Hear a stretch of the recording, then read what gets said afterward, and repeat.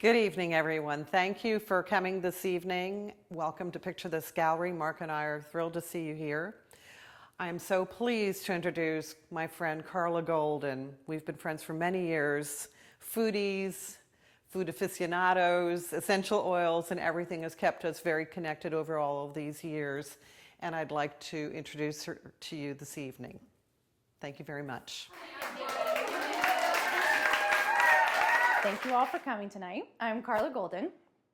I welcome you all to my talk of the merits of a high fruit diet. And I want to start tonight by giving you a little bit of background about how I got here tonight standing in front of you talking about fruit. It all started back in high school over 30 years ago when I developed an eating disorder, which consumed my life. It was a very troublesome time, and it caused me a lot of physical discomfort and a lot of emotional pain.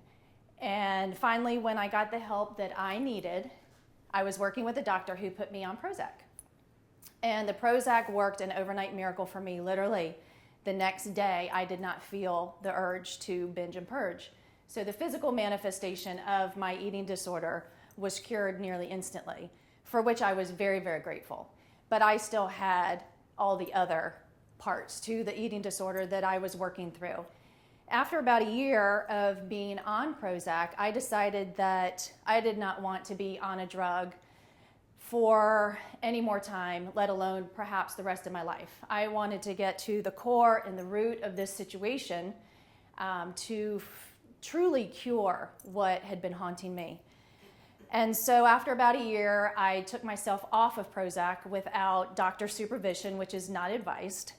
And I thought that I did a marvelous job. I thought I just dropped it and I moved on with my life. Yet my college roommate apparently was very scared of me during that time.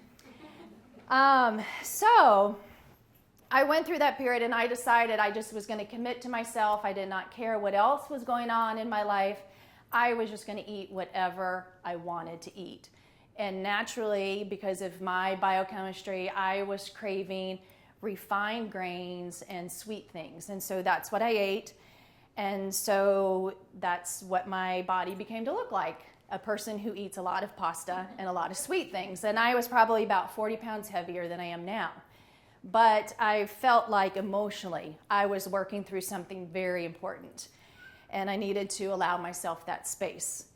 So I continue on through college, smoking for 16 years, drinking plenty of alcohol, and drinking plenty of coffee in the morning to do what I needed to do.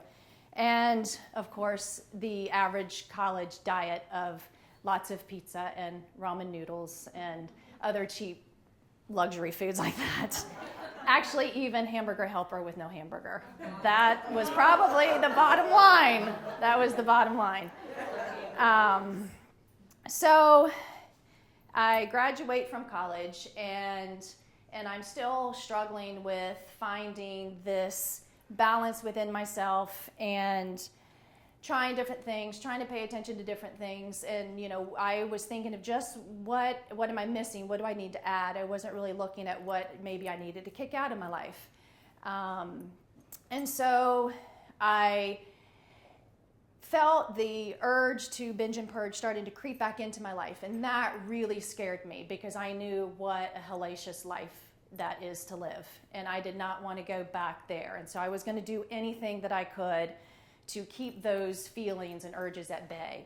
And since I was no longer under my doctor's supervision, I couldn't just go get back on Prozac. So I did the next logical thing and I went to the bookstore. And I'm standing in the aisle because I'm a poor college student. I can't afford to buy any of the books, so I'm just reading them. Those signs that they post now that says no reading, that's probably because of me. I was reading about Prozac and what Prozac does and how it impacts the serotonin levels in the brain. And so it made perfect sense as I was learning why I would crave these refined grains and sweet things, and how the Prozac helped interfere with that and help me not crave those things and overcome the urge to binge on those things and to purge. And so I'm like, okay, serotonin, what about serotonin? How can I build my serotonin naturally? And I learned that vitamin B6 is a natural precursor to serotonin. So I thought, oh, well, that's easy. I just go to the drugstore and I get a big bottle of vitamin B6, and that's what I'll take, and then I'll be okay. And I did that for a little while, literally handfuls, maybe 20, 25 tablets at a time. And I would take that, and it felt very strange to be taking that many pills at one time, but it truly did feel like I was back on Prozac, and I was at least level enough to get to the next point of what I needed to do. And so I knew that that was not a permanent solution, so I needed to look at maybe what foods were naturally high in B vitamins. And so I started to focus on those, and that was probably my first moment of realizing that there was some sort of healing power of foods. So that woke me up a little bit. And after that point, I weaned off taking the tablets. I started improving the quality of my food. And at about the same time, I was fitted for eyeglasses. I was prescribed Accutane because my acne was so bad. Still carrying some extra weight. I decided to go off the pill. I was already off Prozac, so exchanging some things for others, but trying to make progress. And several years go by, and I said, I'm just going to wipe this slate clean. I'm going to get off all these medications and get off the supplements and find some natural ways to feel balanced and happy in myself. And so finally quit smoking after 16 years, which made a big difference in the vitamins that were being depleted in my body. I started improving the quality of my food. And in 2000, I met my husband, highlight of my life. And so I knew pretty soon after that I wanted to have a baby. So I knew that I needed to really clean up my body, and not just for me, but for somebody else now. And in January of 2001, I got pregnant. Luckily, I'd already quit smoking. Set aside the alcohol for the time being and the coffee, and started to try to eat better, but actually when I got pregnant, actually kick-started one of the worst phases of eating of my life.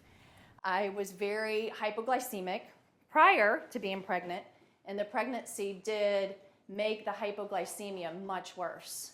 And so I would drive to work, and I keep my eye on the road and kind of one eye it and try not to feel like I was going to pass out, and finally pull into the parking lot, stumble in, fall in a chair, and ask somebody to get me a can of Coke and a Snickers bar.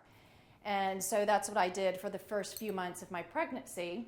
And when I had my lunch break at work, I would run out and get a nice, greasy, cheesy burger from Wendy's, because really that's all. I had just such a small window of appetite with the nausea and the hypoglycemia that I had to pack in concentrated calories into that small window. And so it goes by, and I'm thinking more about my food and what I'm feeding the baby as the baby grows.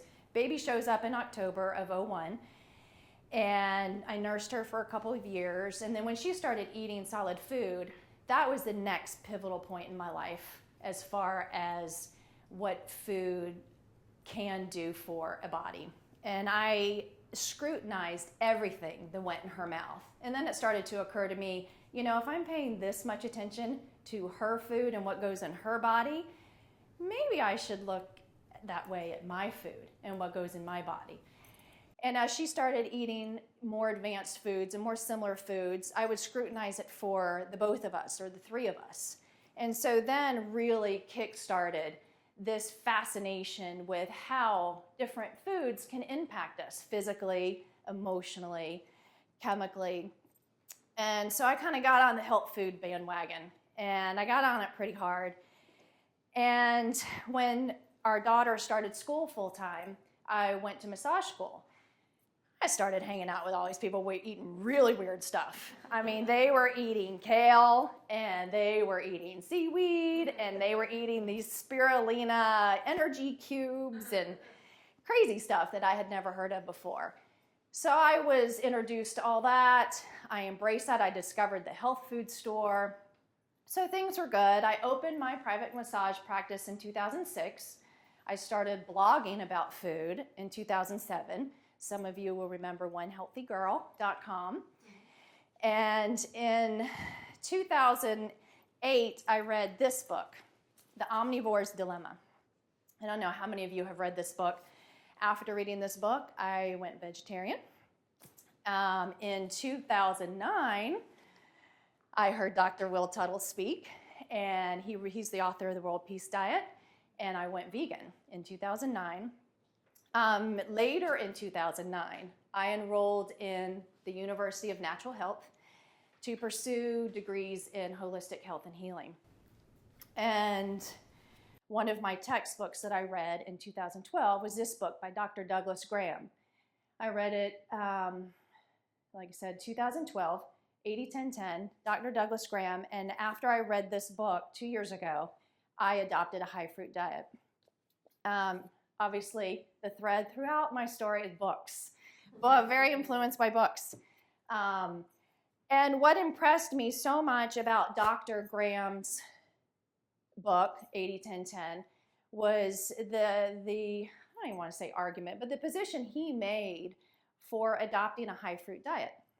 And I've been eating this way for 2 years now, just about, and I've put to test what I learned from Dr. Graham. And what he says is absolutely true about the physical changes that one can expect eating a high-fruit diet. But what I didn't expect, which caught me totally off guard, and which is really the magic in it, is the spiritual awareness and the spiritual growth. And I'll get into that a little bit later, and that is a whole conversation in and of itself. But the arguments for fruit that he makes, that I believe and that I live, is that every single cell in our body, for it to be fueled, it needs sugar. And I don't mean the white powdered stuff out of the bowl. It needs natural, whole, raw sugar. And the best form to get that is from fruit. And the reason for that is the kind of sugar, fructose and glucose, that's in fruit. It is very easy on the body to convert to glycogen to fuel the cells. And so you wake up you wake up and just to breathe and to walk and to brush your teeth and get dressed and all these things, everything requires glycogen to fuel your cells. And so eating fruit is just easy on the body.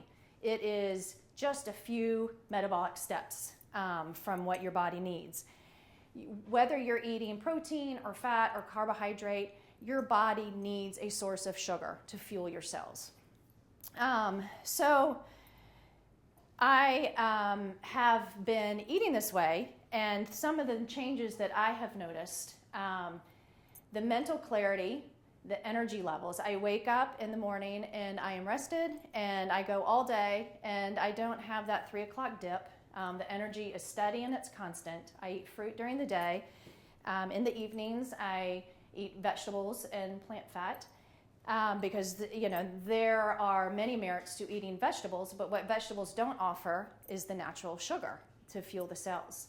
And so, but they offer minerals and vitamins not always available in fruit. So vegetables are very, very important on any diet, including a high fruit diet.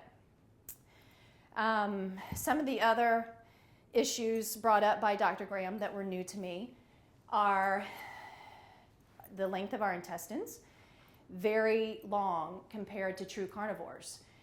So for food to pass through us, it takes a certain amount of time. And food like fruit that's very water dense and has fiber, soluble and insoluble fiber, passes through us in a time period where, as long as nothing interferes with that, it passes through the body, and the body takes what it needs and it's done. Where other foods that are more complicated, like meats and dairies and grains and things like that, can hang around a lot longer, and things can start to ferment or even basically start to rot in us, and that's not a good thing. It creates a lot of acid in the body, which can create a lot of inflammation, and so many diseases are tied back to just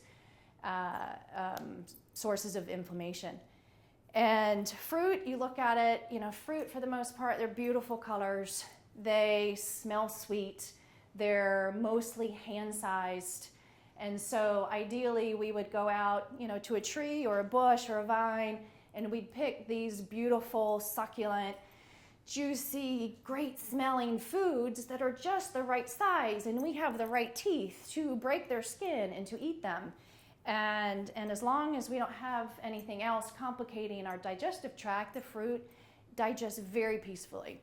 And so that's why people who live on a high fruit diet tend to have a steady high level of energy, because it's not demanding a lot of energy from the body. The fruits are living, and that means that whole raw fruits are not cooked, so their enzymes are still alive. And so what that means is that fruit has what it needs to break itself down in your body. It doesn't need your body to supply a lot of digestive enzymes, and which can exhaust the body, and that's why eating some more complicated foods and digesting those can make you very tired. People can be very sluggish, or you have that 3 o'clock dip. Also, with fruit, very water dense. One thing that I noticed when I adopted a high fruit diet was I wasn't drinking my 8-ounce glasses of water a day. And the reason why nutritionists or dietitians tell people recommend drink 8-ounce glasses of water a day, because when you're eating a diet high in cooked food, cooking food cooks water out of food. So you need to drink water to put water back into your food before, during, or after you are eating it. When you eat a high fruit diet, the water is in there in the perfect balance with the fiber and all the nutrients. And so I'd like to tell people to eat your food. Don't just drink your food, eat your food. Actually, there's no more pure water than water that has been filtered by a fruit or a vegetable. That is the most pristine water that you can put into your body. I mentioned the fiber and the sugar, the vitamins. I have developed a plan. It's called Fruit Til Five, and it sounds pretty self-explanatory. You eat Fruit Til Five. That's the easy part. And truly, you wake up and you eat fruit until 5 o'clock. But the most important thing when you eat fruit until 5 is what you do after 5 o'clock before you eat breakfast again. And the most important aspect of eating a high fruit diet, and what gives fruit such a bad rap in the food world. What about my candida? I have diabetes. Not to make light of those, but fruit has been made the bad guy or the enemy in many ways. But the true reason why fruit can cause complications, it's not the fruit. Fruit doesn't cause candida or other blood sugar problems. It's the fat content in your diet that interferes with the body processing the sugar. So if you eat a piece of fruit and even a bunch of beautiful fat, it could be raw cashews and raw nuts, or fresh coconut meat, or avocados fresh off the tree. It can be the most beautiful plant fat. But if there's too much fat being combined with the fruit, the fat encapsulates everything. It encapsulates the insulin, it encapsulates the insulin receptor sites, it coats the blood vessels, it coats the sugar molecules, the cells, all with a sheath of fat. So it's like everything's trying to operate inside Ziploc baggies and they can't communicate. So the sugar builds up in your blood because of the fat, and then you have a sugar problem, whether it's prediabetes or candida or whatever people commonly deal with. And so the fruit gets blamed. So people just swipe all the fruit out of their diet because they understand that fruit has caused this problem and they can't feed it with more sugar. But that's not the solution. The solution is actually to reduce the level of fat that's coming into the diet so that the sugar can process naturally and quickly like it's meant to. Why till 5? Fruit Til Five. The reason being is, and it can be customized to anybody's schedule, but I picked eat breakfast at 8, eat fruit until 5, eat dinner by 8 o'clock. You have 12 hours of a day in which you're eating. You don't have to eat every minute of the day, of those 12 hours, but you have that 12-hour block.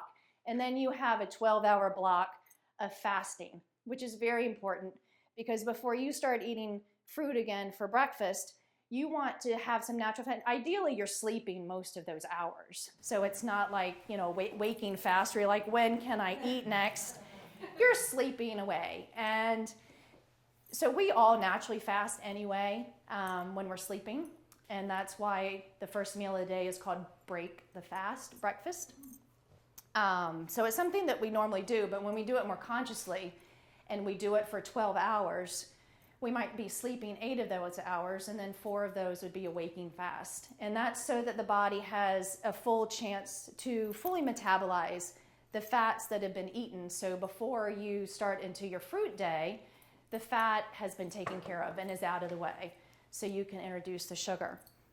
One of the other popular questions that people ask when thinking about a high fruit diet and how impossible it is or how strange it is, well, where do you get your protein? And I love when people ask me this question because I ask them back, well, how much protein do I need? And they say, well, I don't know. But they're very concerned that I'm getting enough.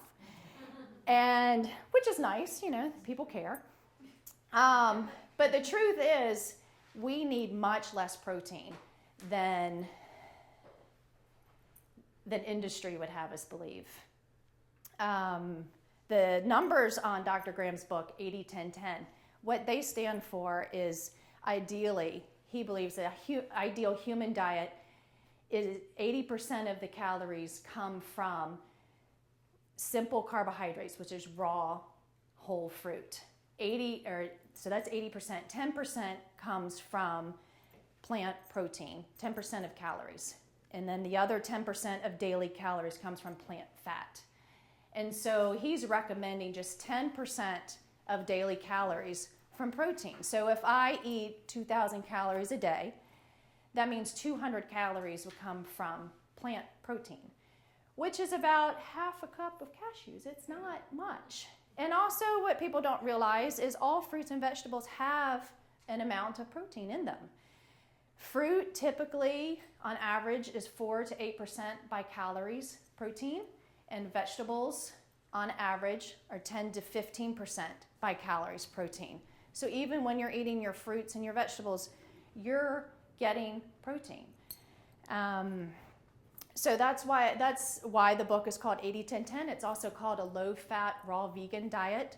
Some people call it fruitarian. I like to call it high fruit because it's not all fruit all the time. How are we doing on time, Chad? Gotcha. All right. So Fruit Til Five. There are different ways that you can eat dinner. I invite people when they start Fruit Til Five, if this is something you might like to try, if you would like to perhaps adopt a high fruit diet to reap the benefits, whether you are trying to overcome a situation, whether it be injury or crisis, some kind of health crisis that you might have, or maybe a chronic condition that you've been dealing with. A high fruit diet can, because it is so gentle on the body to digest, a lot of the energy that would have been going to more complicated digestion, that energy can now go towards healing whatever needs to be healed in you. So a lot of people overcome chronic situations where maybe they can let go of medications or say goodbye to pain. They can start doing activities again. They might lose some weight, which will be better for their heart and organs and overall well-being. And so if this is a diet that you would maybe consider adopting, Fruit Til Five is a way to ease into it. And the dinner options, I invite beginners just to eat the dinner they have been eating. Most of us, well, I don't want to say most of us, me, you might be like me, you might be different. I usually eat breakfast by myself and lunch by myself, especially during the week. And so I can decide for myself if I want to eat all fruit, and that just doesn't really impact anybody else's choice around me. But dinner is a different story. You might be more social at dinner time, or you might eat with your partner, you might eat with your family, and so dinner often has less flexibility because it might involve other people who don't want to eat the way you do. And so I invite beginners just to stick with the dinner they have been eating. That makes it easy. And so if you eat within the 5 to 8 o'clock at night block, you still have your 12 hours of fasting before you start the fruit again. People who want to take it the next step up, they might do a vegetarian dinner or maybe a raw vegan dinner. There are a lot of beautiful raw vegan dishes out there, lots of great recipes that are very beautiful. You have to be very careful with the fat content because there are lots of nuts and lots of avocados, and they are delicious, but they have to be monitored if you want to stick with the high fruit portion. And then for more advanced people who've been doing this a while or who just want to go for the gusto right away, is having a low-fat raw vegan dinner, which is usually a large salad. And when I say large salad, I'm saying like at least 2 heads of lettuce yourself. Seriously large. But vegetables are very low in calories, but very high in alkalizing minerals, which are very important, like sodium and calcium and magnesium, to help keep your body pH, where it needs to be. So there are different approaches for dinner. It's not like everybody has to do Fruit Til Five and then all eat the same dinner. There's built-in flexibility based on need, and it helps people to try it on and see what it's like, see what the experience is for you. The people that I have introduced it to, this is a program I released in January, and I've had 2 online sessions, and the feedback that I've gotten is, it's so easy. It simplifies my life. And I noticed that too when I adopted this diet. And when I say diet, I don't mean weight loss diet. I mean the foods humans eat. If I talked about a dog's diet or a horse's diet, you wouldn't go, why are they trying to get that horse to lose weight? You would just think that you're talking about the hay and the oats and the grains, or the kibble the dog's eating or whatever. So when I say a high fruit diet, it's not for weight loss. This is just a way of eating. This is a lifestyle. And so, to try this on to see what it is like for you, it might be what it has been for people who have been through my program. The simplicity, I noticed that when I started eating this way. And I like to tell people, make your diet only as complicated as you want your life. And I noticed that my life just got a lot easier. There's just something when you put it out there to the universe that I'm just going to eat a cantaloupe for breakfast, or I'm just going to eat a watermelon. This is called mono-mealing. Something around the energy of your decision, things just start to really clarify and simplify. And while somebody might say, well, why would I want to eat a whole watermelon for breakfast?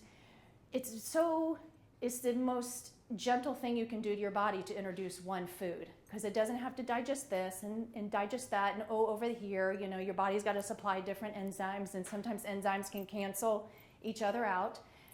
If you eat a mono-meal, you're like, it's just watermelon. It's still watermelon. Oh my gosh, more watermelon.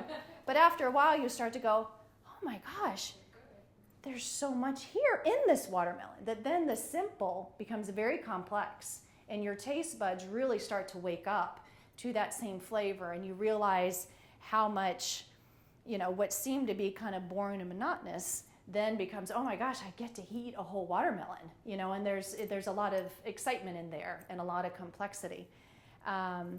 So I love to share this way of eating because it has absolutely impacted my life. I would say that adopting a high fruit diet has had more impact than going vegetarian or vegan.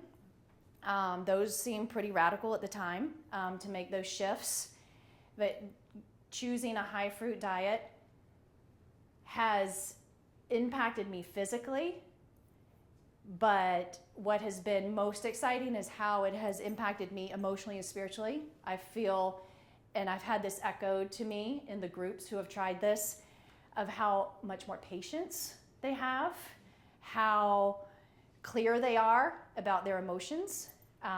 For some reason, when we hydrate our cells with exactly what they are craving, we seem to be better balanced to handle the things that come into our life. And I can't totally explain it to you because I don't totally understand it, but I know that it's not been just my experience, that a lot of people have experienced this. And it was something that I didn't expect and something that I have treasured. And that really is what keeps me motivated to stay on this path and to share this message.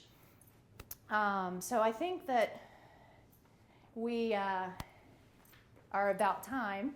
And so I want to open it up to any questions, and hopefully I can supply some answers. Anybody? Go ahead. I'm really impatient Mhm. and like things to work quickly. Uh-huh. If you could suggest a fruit to start with, Yeah. that's the biggest bang for the buck, what would you say? The one that's in your chair. Did you get a banana? Oh! That is it. Yep. I eat probably 6 to 12 bananas a day. I start my day with ice cream. I like to, by the way, this is not a ripe banana. This is starch right here. It's this yellow with some green, it's starch. This is what mamas give their babies who have diarrhea so that they plug them up. This is not what you want to eat. You want to wait until this banana has freckles on it. So take it home and babysit it for a few days till it starts growing freckles. And then the starch is converted to sugar. And that's what you want to be eating. And that's what will digest happily and pass through you. I like to take very ripe bananas. It's also very economical because you can get, in my book, perfect bananas on the overripe fruit shelf for, a bunch and a half for 90 cents. So those, I love when they have those bags available. I take them home and I peel them and I freeze them. And then in the morning, I put 6 of them in my food processor. And I put a bag of frozen berries with it and I process it, let it thaw a little bit, and then process it again. Truly the perfect ice cream consistency. And it is frozen bananas and berries. You can do mangoes, peaches, whatever you have that you have prepared and thrown in the freezer. I would start with bananas. As long as you don't have a banana allergy or an aversion to bananas. Would you add any honey or is it okay like it is? No. You don't need any honey. Okay. No, not at all. It's sweet enough. As long as the bananas are ripe, they're going to be plenty sweet. Plenty sweet. Yeah. Becky? Dinner? Yeah. 2 or 3 dinner options that are still low fat and Okay. Well, my favorite dinner, my go-to dinner, I don't know if you've tried it. Yeah. Okay. Yeah, it's the Hip Pea Power Bowl. And I get a bag of frozen peas at my grocery store. And it's 15 ounces, I think. It's 5 cups of peas. 5 cups of peas give you 25 grams of pure plant clean protein. So if you're concerned about your protein intake, eat lots of peas. And I steam the peas. I don't boil them, I steam them. And when they're ready, I put them in a bowl and put an avocado on top. If you want to be extra cautious about your fat intake, I would use half an avocado. I think it's almost criminal to cut an avocado and not eat the whole thing at one time. So I eat the whole avocado. And I like to put tomatoes on it, and some people do onions or basil or, they make it their own. Drizzle it in balsamic vinegar, sprinkle it with some sea salt and some freshly ground black pepper, and everybody who has tried it, have you tried it? Oh, yeah. Everybody who's tried it loves it, loves it. So that's my go-to dinner. The other dinner, sometimes I steam broccoli and squeeze lemon juice on it, and to me, that's like so good. I mean, I'm like, I can't believe it's so good with just lemon juice. Or a salad, just an easy salad. There are a lot of recipes that you can find online of dressings that you can make with fruits and vegetables, maybe some nuts, definitely avocado. So I would make dinner green as you can make it, so that you're getting your minerals. for the family part, do you add a piece of fish for them? Do they get the same thing plus? They can cook whatever they want to eat. Actually, I lay no claim to the kitchen. It is not my room. So I invite my husband and my daughter. I'll make stuff for them. But I like when they help decide for themselves what they want to eat. Everybody's situation is going to be different. So, if you like taking on the cooking, sure, you can add, something to that. Everybody likes something different. And you have your different arrangements, within your house. So, yeah. Yes? If you need to add grains because you really like grains, Yep. what grains are the best for you? I would, I don't eat a lot of grains, but when I do, I eat some brown rice. Quinoa is a seed, right? It's not a grain. I'm not a big fan of quinoa, not because anything against it. I just don't personally like the taste a whole lot. But I know quinoa is very popular and it's very nutritious, but it's a seed, not a grain. There's so many different kinds of brown rice. Is barley good or not good? Barley has gluten in it, doesn't it? Yeah. So I don't know if you have gluten issues. I'm pointing to my friend here who's an expert in the crowd. I don't know if you have gluten sensitivities, but if that's not a concern, yeah, anything that's not refined, you don't want white rice, you don't want anything that has anything, taken. I don't eat a lot of grains personally because Dr. Graham teaches that grains are not ideal for human consumption because we can't eat them raw. Birds eat them raw. Granivores eat them raw, and that's what birds are. And so the fact that we have to cook them, even though cultures have survived on them, and cultures continue to survive on grains and legumes, that's great survival food. I want to thrive, So it's not that they're bad. There are no bad foods and good foods. Just everything is on a spectrum. There's going to be better choices and worse choices. Grains are somewhere in the middle. They're not bad, but there are better choices. If you want to eat them. Just make sure they're in their most unrefined state that you can buy them. Dark rices, the wild rices, black rice, red rice, that kind of stuff. Mira? How does organic factor in with berries and fruits and so forth? Good question. I follow the Environmental Working Group guidelines of the Dirty Dozen list that they put out every year. And what that is they list the 12 crops that are most highly sprayed that you always want to buy organic. And if your wallet can afford it, I would buy everything organic if it's available in your store, because you know that it's going to be as clean as you can find. But definitely the Dirty Dozen. And it's usually fruits and vegetables that you eat the skin of, because if that's sprayed directly with the herbicides, you are going to be eating that. But if it's like a banana that you're going to peel, you don't have to worry about it quite so much, or like an orange, something you're going to peel. But if you're eating an apple, say, and you're planning to eat the skin, which I recommend because of all the nutrients in the skin, you want to buy it organic so that you don't get the chemicals in there. Berries, especially berries, are highly sprayed. So you want to buy berries organic as often as you can. But I also want to say, if you can't find organic and you want to eat it, buy it conventional and eat it, because eating a conventional berry is still better than not eating a berry at all. So organic if you can find it, organic if you can afford it. Decide according to the Dirty Dozen list which ones you're going to buy, and conventional or organic, or as long as you're eating plants, you are making a good choice. So eating a conventional bag of grapes is better than going to the cracker aisle and getting a box of crackers because you can't find organic grapes. So, always better choices. It's not everything over here is good and everything over here is bad. Yeah, sure. What about fats? Are you recommending adding fats other than avocado? What would you recommend? Well, those of us who pay attention to food, I think, have learned to value olive oils and coconut oils and, some beautiful oils that are available on the market. And while they do have their merit, it's still a fractionated food. It's been taken out of the olive or taken out of the coconut. It would be better to eat it as a whole food.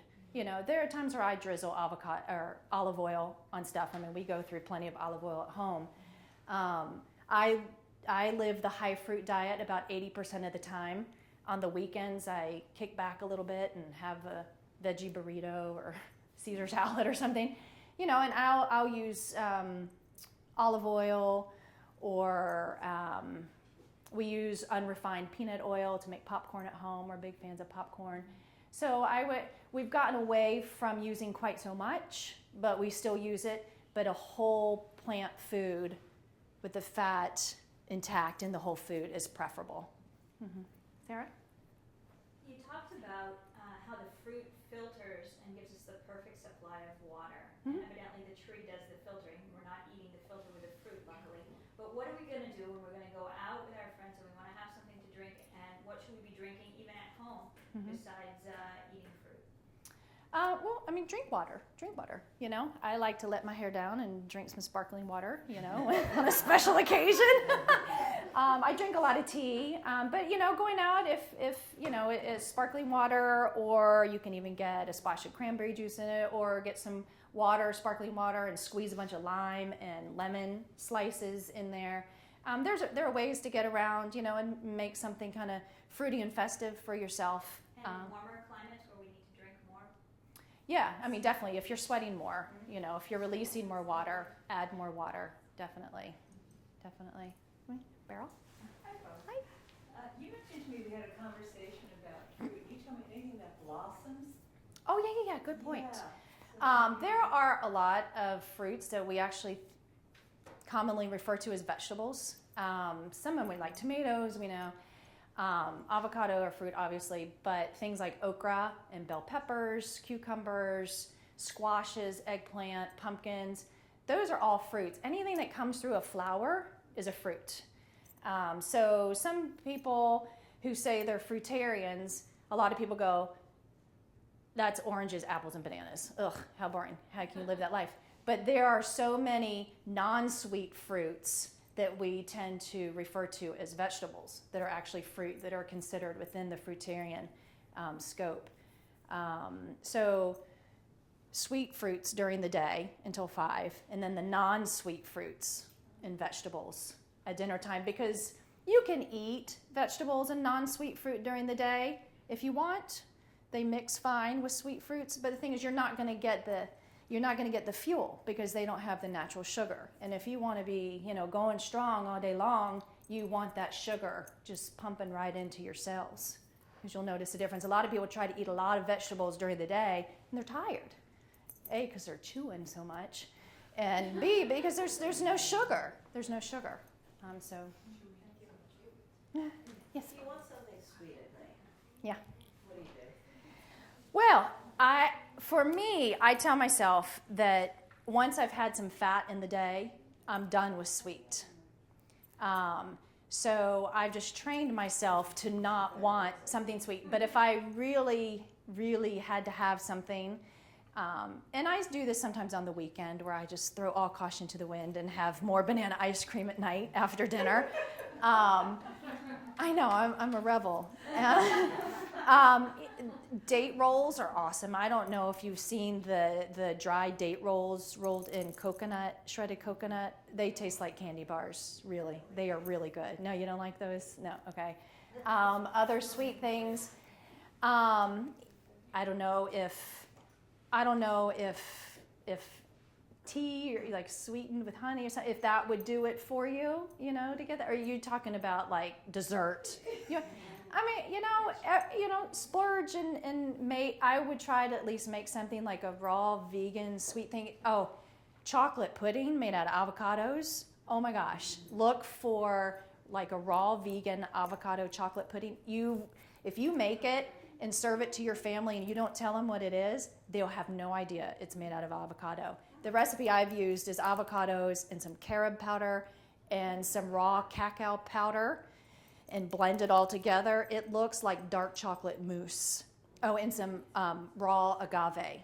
It looks like dark chocolate mousse, and it tastes like that, and it's really, really, really good. Was that, I'll share that with you. Yeah, definitely. Do you use tofu in your diet at all? No, I don't. Yeah, I try to avoid processed soy. If I'm going to have soy, I'm going to have the whole bean or fermented, whether tempeh or miso. Sometimes when I eat out, if that's the only vegetarian choice, I may have some tofu and something, but I can feel it in my body that it affects my hormones. So I just try to avoid it. But it's a great way to start converting to a more plant-based diet. So it's something that you can use for a while, and then once you get more confident and more comfortable, then you can phase it out if it's not something that you want to keep. Yeah. Do you want to address dried fruits at all? Oh yeah, that would be great. Dried fruits are awesome, but also know that they're lacking water. So they're not going to digest the same way without the water.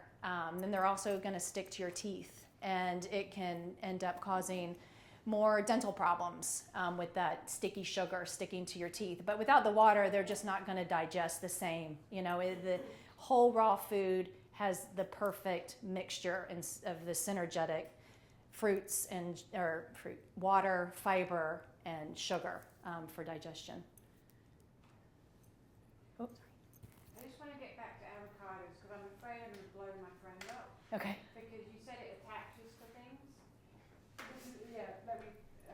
Ellen over here has been doing a great job with eating a lot of fruits and Uh-huh. everything, and Karen's been a really great help with that. But I keep bringing home these 5 for 5 avocados, and Uh-huh. you said it attaches to things. The fat Yeah, attached. so, Yeah. What's the safe amount of avocados? Well, I'm serious, I'm going to blow her up at this rate. Yeah. No. Well, the further along on this path that you eat towards a high fruit diet, you want to avoid mixing your fats, avocado and things, with your sweet fruit. So I would just stick to sweet fruit during the day, and then at 5 o'clock or whatever time you decide is dinner time, then eat your non-sweet fruits and vegetables with the beautiful avocados, because the fat isn't, there's no sugar in the non-sweet fruit and the vegetables to be complicated by the avocado fat. Does that answer? Absolutely. Okay. Yeah. Okay. Jennifer? I just wondered your feeling about incorporating nuts into your diet. Like you mentioned Yep. cashews give you Uh-huh. some protein. Allie really likes pine nuts. Do you Oh, yeah. have pine nuts? Yeah. Well, again, a beautiful source of protein and fat. You just want to be careful not to mix it with sweet fruit because the nut fat will interfere with the fruit sugar processing. So again, 5 o'clock or whatever time you decide for yourself, have your nuts with your vegetables. You can even make beautiful salad dressings with different nuts. Lots of recipes online. I would just stick to nuts with non-sweet fruit and vegetables. Would you just say a word about mixing melons with bananas? Yes.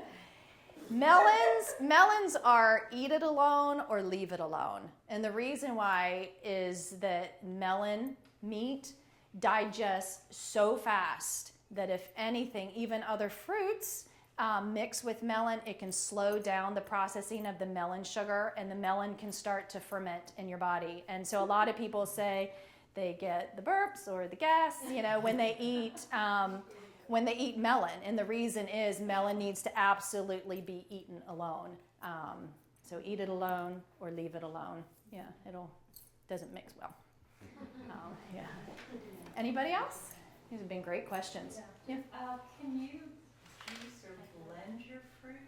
Blending would be better, I'm assuming, than juicing it. Yeah, blending in a high-speed blender or even a regular blender, but ideally a high-speed blender, great for fruit smoothies because it keeps all the fiber and the water and the sugar. Juicing is better for vegetables. All you're taking out is the fiber. And since the vegetables don't have sugar, digesting them without the fiber is not an issue. You don't want to have fruit without its fiber because the fruit sugar is going to enter your bloodstream too quickly and it will cause an imbalance. So juicing, green juices, beet juices, non-sweet things in a juicer that kicks out the pulp. In a blender where everything gets mixed together and gets kind of thick, you want to use your whole fruits in that. And you can put some spinach in there. You can put some, vegetables and non-sweet things in there with it. Just no fat. No almond milk. No spoonful of coconut oil. You just don't want to mix any fat in there because it will interfere with the fruit sugar processing. Also mix with your vegetables, let's say an apple also. If you were going to use an apple, only a green Granny Smith apple, because they are the lowest glycemic fruit. And so if you need just a little bit of sweetness, that little tartness, you can use a Granny Smith green apple or lemon or lime, but no other fruit, no other sweet fruit. Yeah. All right. Good questions, everybody. Well, my Fruit Til Five is on my website. You have a banana with the web address, or you can get there by going to Carla Golden Wellness. I have a lot of information there. I've written a lot of articles about the challenges with eating fruit and the misconceptions about eating fruit, or even the misconceptions about eating a plant-based diet. So I hope that you will take a look there, and you can contact me through my website. So if you have any questions, please feel more than welcome to contact me. I'll be happy to help you in any way that I can to guide you in this direction, because I hope that you can experience the joy and the clarity and the energy that I have, because it truly is liberating, and I think that we all deserve that, and life is definitely sweeter when eating fruit. So, thank you.